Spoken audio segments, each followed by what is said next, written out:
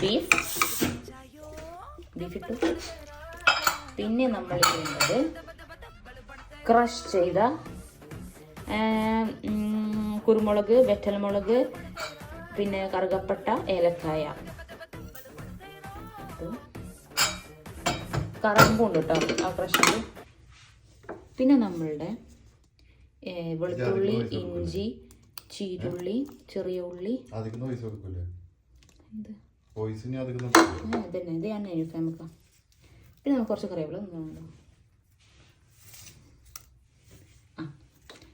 പിന്നെ നമുക്ക് തക്കാളി കഴിഞ്ഞോ. പിന്നെ നമ്മുടെ മസാലപ്പൊടികളായിട്ടുള്ള മല്ലിപ്പൊടി, മുളക് പൊടി, മഞ്ഞൾപ്പൊടി. ചാടുന്നല്ല കഴിഞ്ഞു, ഫിനിഷ്. ബാക്കി ഞാൻ നടക്കട്ടെ.